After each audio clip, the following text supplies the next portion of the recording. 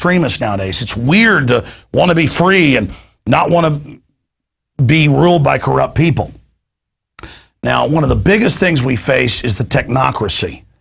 And I want to go to this report filed by Rob Jacobson and Darren McBreen that deals with Facebook. You know, the head of Facebook, whenever his users found out that he was selling their personal data, called them a bunch of dumb effers. He's like, they trust us, these idiots. See, these parasites get off on using your trust. They get off on not having basic humanity. They're the people ruining our world. Google spying on people, being CIA funded, Twitter, all of them. And we're on all these systems. We use their system against them. But let's be honest about what they are. Anything the system promotes, you better bet, is parasitic. And we know they're tied in with CBS TV, with face scanning to make it popular. We know they're getting people to log in now by identifying old past friends from high school. This is super creepy. And it ties into this high-tech panopticon. I think we've titled this piece, Facebook Face Scanners of the New World Order. Then, at the end of the piece, we're going to break and coming back with an extended interview with Mike Adams on solar flares and the Pentagon even saying it could cause hundreds of nuclear meltdowns, if not thousands. We're going to get into the Gardasil situation and so much more coming up. It's InfoWars Nightly News. If you believe in this information and want to help make it become even more effective, you support us and you buy war bonds in the info war against tyrants by subscribing at prisonplanet.tv. Here is the report. Recently, as a reporter for InfoWars, I tried to log back into Facebook and it wouldn't let me. It wanted me to identify myself not with my passcode, but by showing me obscure pictures of my friends and family. I had the feeling that it had something to do with testing their face recognition technology, and then I saw this article in the Wall Street Journal.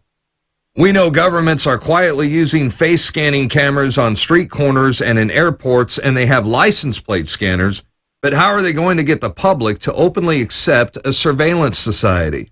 Well, Facebook recently teamed up with CBS to promote their new fall drama, Person of Interest, to condition people to opt in to their face recognition program. They know who these people are and what their names are, and they want you to confirm it for them. Sure, the security measure confirms who I am, but it also confirms for them who my friends and family are.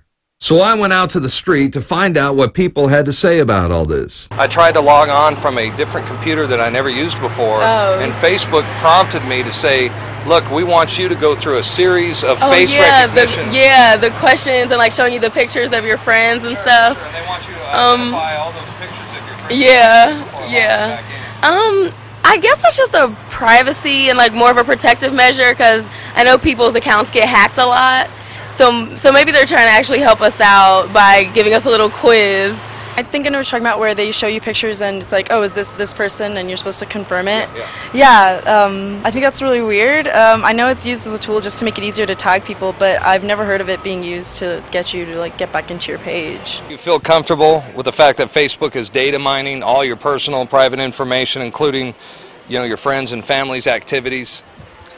I mean, I can't say that that's comfortable, but I think anything that you put up on the internet is up for public scrutiny. I'm not comfortable with that at all. Although I know they're doing it, and I wonder exactly what they're doing with all the information. The government agencies realize that it's a good way to, you know, pick up on things that they don't like, or especially illicit activities. You should, you know, keep your settings on private, and you should be careful with what you post on there.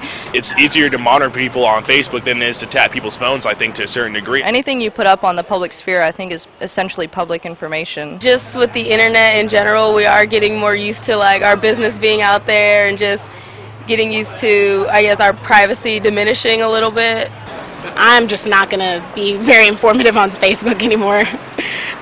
No, untag myself from every post that I've ever been in. Some people are concerned that Facebook, it might be used to acclimate the public into accepting surveillance society. Absolutely. I definitely think that while it might not be intentionally so, it could be intentionally so, but it's definitely serving as that. I think it is getting us acclimated to a surveillance world.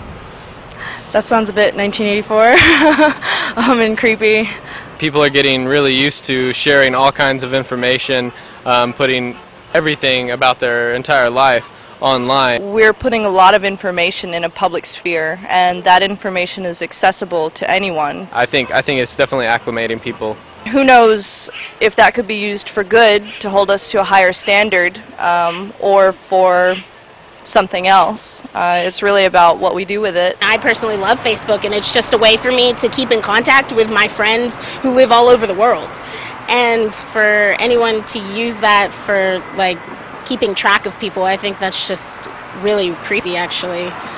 I don't feel comfortable with that. It's incredible. Internet kill switches, cybersecurity, the takeover of the web, warrantless wiretapping. This is America 10 years after 9/11, and it has nothing to do with keeping us safe.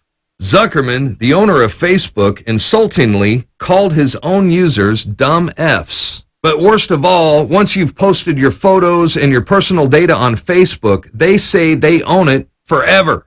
You can make your account private, but it's always there. They're using it. Social networks like Twitter, Facebook, and all of it, they have deep government ties.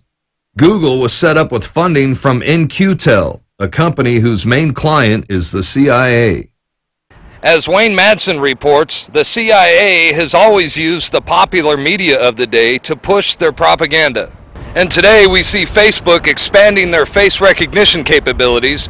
I'm Darren McBreen for InfoWars Nightly News.